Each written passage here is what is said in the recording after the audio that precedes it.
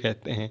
तो आपको यहाँ पर फॉर्म में प्लीज़ टाइप रिजल्ट टाइप में सेलेक्ट कर देना है। ध्यान दीजिएगा, अगर आप रेगुलर के छात्र हैं तो आपको रेगुलर सेलेक्ट करना है। आप ईएक्स स्टूडेंट हैं, ईएक्स अगर बैक लगा है तो बैक पेपर सेलेक्ट करेंगे। हमने रेगुलर सेलेक्ट कर दिया। सेमेस्टर जो भी होगा आपका पहला, तीसरा, पांचवा या ईयरली, जैसे बीए, बीएससी, बीकॉम 2021 का अगर ईयरली रहेगा तो इसको सिलेक्ट कर देना है।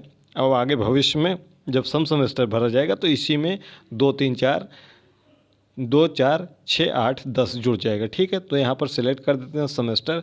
उसके बाद अपना पाठ्यक्रम सिलेक्ट कर देंगे। जिस दिन आपका परीक्षा परिणाम आएगा उस दिन से, ध्यान से सुन लीजिएगा, जिस दिन आपको परीक्षा परिणाम आया उस तिथि से 30 दिन तक आप आरटीआई कर सकते हैं। 30 दिन का मतलब है, अगर किसी का परीक्षा परिणाम 30 जनवरी को आया है तो वह 28 फरवरी तक आवेदन कर सकता है। अगर किसी का परीक्षा परिणाम 14 फरवरी को आया है तो वह लगभग 13-14 मार्च तक आवेदन कर सकता है। ठीक है, क्लियर, ये बातें क्लियर हो गई होंगी। अब इस पे आपको सेलेक्ट कर देना है। जिस दिन आपको परीक्षा परिणाम आएगा उसके 1 से 2 दिन बाद यहाँ पर साइट अपडेट हो जाती है। जैसे यहाँ पर देखिए बीएड का रिजल्ट आ चुका है, थर्ड सेमेस्टर का, बीपीएड का। आगे चलकर भविष्य में बीए, बीएससी, बीकॉम की परीक्षा परिणाम आएंगे। बीकॉम का तो आ गया है, बीए, बीएससी के आएंगे, एलएलबी का आएगा, बीए, एलएलबी का आएगा, तो ये यहीं पर जुड़ जाएंगे।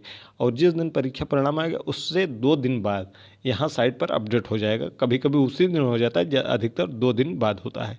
तो जो भी रहेगा इस पर आपको सिलेक्ट कर देना। जैसे हम सिलेक्ट कर देते हैं हिंदी लिटरेचर थर्ड सेमेस्टर। जैसे ही यहाँ पर सिलेक्ट करेंगे वो यहाँ पर आपको अपना रोल नंबर भरना होगा। जैसे ही रोल नंबर भरेंगे, अगर रोल नंबर गलत रहेगा तो यहाँ पर लिख के आ जाएगा इनवैलिड। ठीक है, अगर जैसे रोल नंबर सही फिल करेंगे आप अपना, यहाँ पेपर के नाम आ जाएंगे जितने पेपर हैं। प्रैक्टिकल का आरटीआई नहीं होता है। ठीक है, केवल और केवल जो प्रश्न पत्र आपने दिया है कॉलेज में उसका आरटीआई होता है। देखिए हमने कर दिया है ये बीएड का। तो देखिए यहाँ पर विषय शो हो गया, 2 विषय का। इसमें से दोनों में से आपको 2 एक करना है तो इसको कर दीजिए, फिर दूसरे का भी करना है तो अगले फिर फॉर्म में इसी तरीके से भरते हुए इसका ऑप्शन आ जाएगा। अगर आपका 3 पेपर है तो 3 सर्च होगा, 4 पेपर है 4, 5 पेपर है 5 प्रश्न पत्र, 6 पेपर है तो 6, सभी आ जाएंगे, प्रैक्टिकल नहीं आएगा। उसके बाद आपको यहाँ पर अपना डेट ऑफ बर्थ फिल कर देना, उसके बाद सबमिट कर देना है। ठीक है, डेट ऑफ बर्थ में आपको डेट, मंथ / फिर ईयर लिख के सबमिट कर देना है। देखिए फॉर्म ओपन हो गया है आरटीआई, जिसको हम व्यू आंसर बुक कहते हैं। आपको कुछ डिटेल्स हाइड रहेंगी, उस पर बहुत ध्यान न दीजिएगा। आपको सीधे आपको समझना है आपको भरना क्या है। कुछ चीज़ें आपको दिखाई भी नहीं जाएंगी, क्योंकि आप फॉर्म फिलअप करेंगे तो ये ऑटोमेटिक इसी तरीके से पेज ओपन हो जाएगा। स्क्रॉल करना है नीचे, यहाँ पर देखिए, यहाँ पर आपको मोबाइल नंबर भरना है और आपको ईमेल एड्रेस भरना है। दोनों चीज़ें सही फिल करिएगा, गलत ना होने पाए।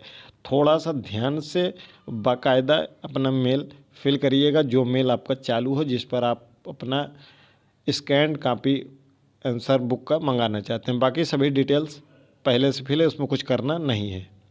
फिर नीचे की तरफ आ जाना है, जो आपने भरा है पेपर का नाम यहाँ पर क्लिक कर देना है। ठीक है, राइट। उसके बाद नीचे की तरफ फिर आना है और यहाँ पर आपको आकर सेव कर देना है। सेव करने के बाद आपका 300 रुपये का पेमेंट का ऑप्शन आएगा। 300 रुपये आप ऑनलाइन आवेदन कर देंगे, 300 रुपये कट जाएगा, जिसमें आप चाहे तो गूगल पे से, जीपे से, या जो भी आपका एटीएम हो या ऑनलाइन पेमेंट का मेथड हो, ठीक है, इंटरनेट बैंकिंग, उसके माध्यम से 300 रुपये ऑनलाइन आवेदन कर दीजिएगा। 300 कर देंगे, उसके बाद कट जाएगा, आपके बैंक अकाउंट से पैसा कट जाएगा, ओटीपी वगैरह आएगा।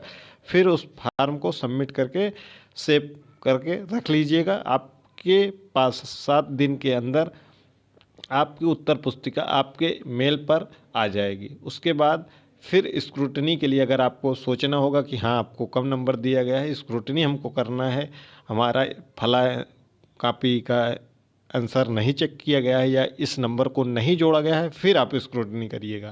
तो ये चीज़ें पहले आप कर दीजिए। मिलते हैं अगली वीडियो में स्क्रूटनी के जल्दी ही।